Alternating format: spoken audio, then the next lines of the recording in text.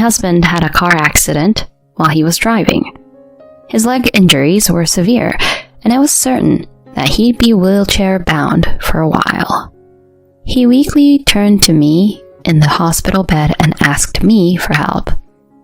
"Sorry, but please take care of me." Even when I saw him like that, I didn't feel any sympathy. I've been getting a cold shoulder from him for a long time. "No way. Not gonna happen," I said with a laugh, and he was left speechless. I casually checked the next bed and was devastated when I saw the person laying there. So, it was true after all. I vowed to myself that I would never help him. I'm Valerie, 33 years old. I work hard as a nurse at the hospital. I have a close friend named Julia, whom I've known since high school. She's quite different from me and has a glamorous and beautiful appearance. Her figure is outstanding, so people often mistake her for a model or actress. She caught the eye of the CEO's son during her corporate days and got married. She's now a homemaker with one son. Despite the significant difference in our circumstances, she's always been a good friend to me. Since she has more experience with guys, I confide in her about my love life. Being a nurse is a demanding job. There are often night shifts, and being called in on days off for emergencies is not uncommon. Because of this, I haven't had much luck in the romance department. When I complained to Julia, she introduced me to Walter, who would later become my husband. He's kind, good-looking, and just an amazing guy. If I were single, I would have pursued him myself. He's such a catch, who's also got a successful career. And so, the blind date was arranged. In a way, Julia could be considered the Cupid who brought us together. As she said, he's a caring and gentlemanly, handsome guy. He excels at his job, and since we're both working, he shares household responsibilities with me. When he popped the question, I was overjoyed, but I also had doubts about whether I was good enough for him. He sweetly said, "You're perfect for me. I'm drawn to your modesty." And with that, we got married and started living together in an apartment. I felt deep gratitude for being married to him and owed Julia a lot for bringing us together. Despite having a peaceful life without any major arguments, there's one thing that troubles me. Even after 3 years of marriage, we still haven't conceived a child. We're actively trying, but it just isn't happening. I'm 33 now, and felt a sense of urgency due to my age. Nowadays, with the advancements in medical technology, it's not uncommon for people to give birth in their late 30s to their 40s. Given my background in healthcare, I also know the various risks that an advanced maternal age poses to both the mother and the child. That's why I want to have a baby as soon as possible. My longing is so strong that I start considering fertility treatment. One day, I brought up the topic to Walter. I think the reason why we haven't been successful is that both of us or one of us has an issue. I want to get a thorough test to find out. So let's go to the clinic together. I thought that he, who was normally loving and caring, would surely agree. However, my expectations were quickly shattered. He refused to undergo infertility testing, no matter how hard I tried to persuade him. "No way. It's embarrassing. I'm not infertile, you know. If anything, it's probably you." His unusual assertiveness made me uneasy. How can you be so sure? You can't determine infertility without a test. His face contorted with anxiety, and he broke into a cold sweat while his eyes darted nervously around the room. Well, I just have a feeling. There's nothing particularly wrong with my health anyway. His suspicious behavior led me to intuit that he was hiding something, although I had no concrete evidence. Our conversation didn't progress, and the topic of infertility treatment remained unresolved. I couldn't help but be curious about what he was hiding. Once you start suspecting someone, you begin to notice things you hadn't before. For instance, he frequently has to work late, despite the number of days on his pay stub not aligning with that. There was even a time when he came home late and had the scent of sweet woman's perfume on him. He brushed it off, saying he had been out for a work event, but it seemed fishy. Furthermore, I often find strands of long hair in his car. We both have short hair, so it makes no sense.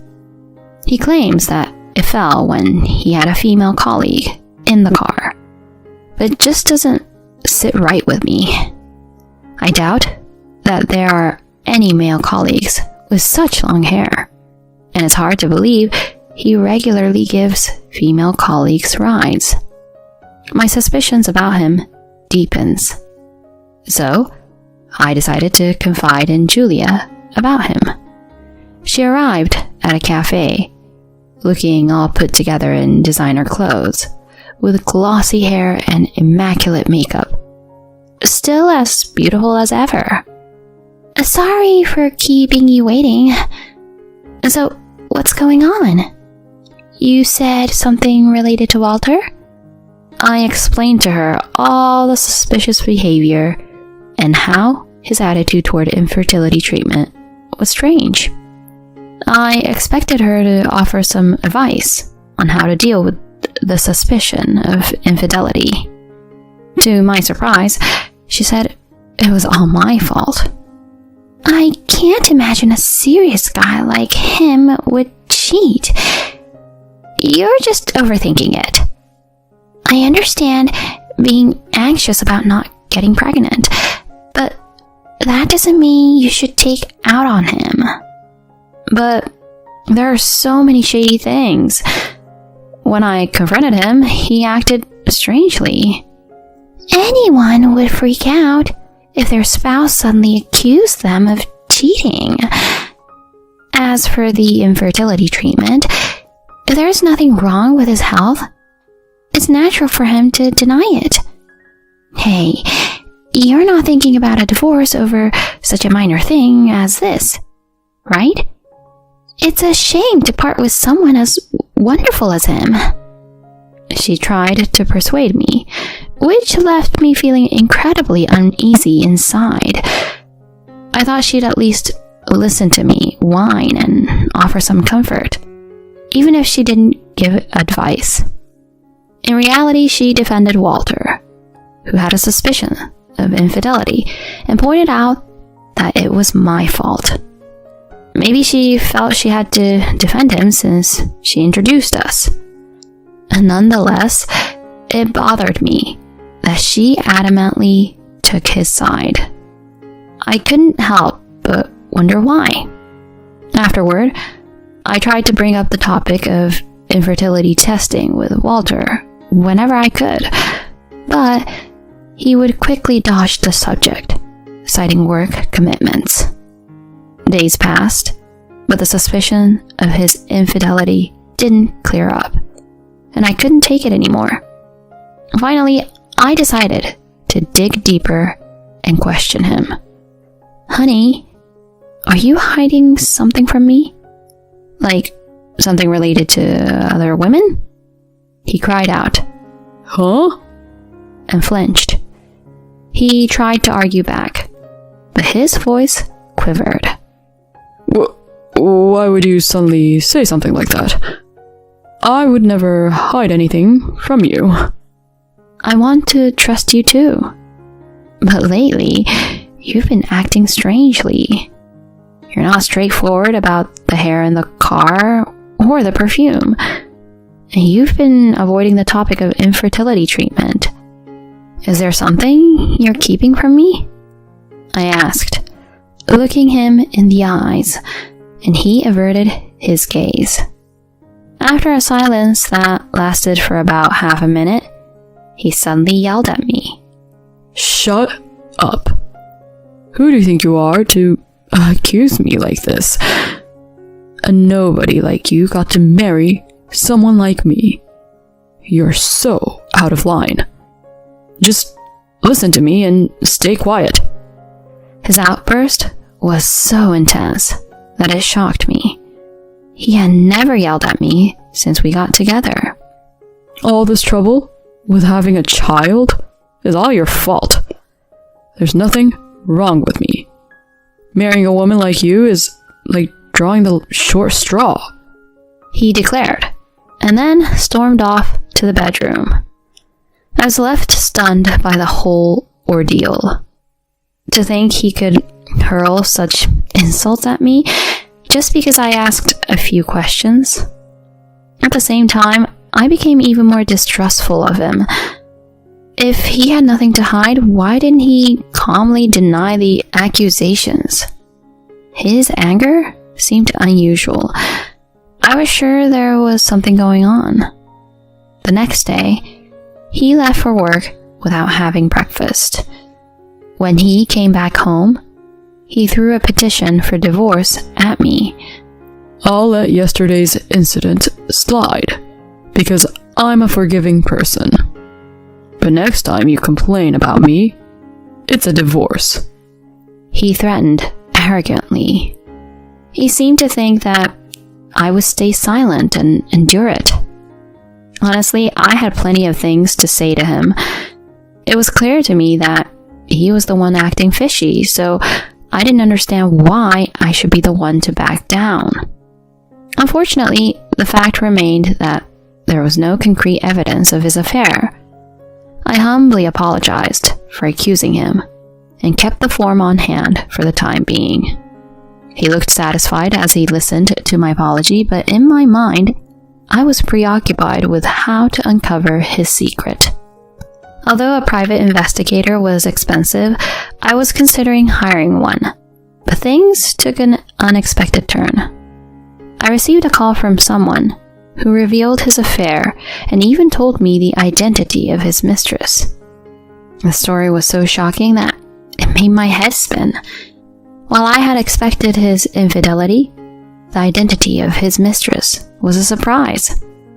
The person who provided the information had no reason to lie to me, and later he showed me evidence that backed up what he said. I was devastated and ended up in tears. Once I composed myself, I was filled with anger toward both Walter and his mistress. I vowed not to let them get away and swore to bring them down. One day I came home to find Walter packing his suitcase. He seemed to be in a good mood, even humming a tune. Oh, you're home. Good timing. I'm sorry for the suddenness, but I'm heading out on a business trip now. I'll be away for about a week, so please, take care of the house, he nonchalantly announced.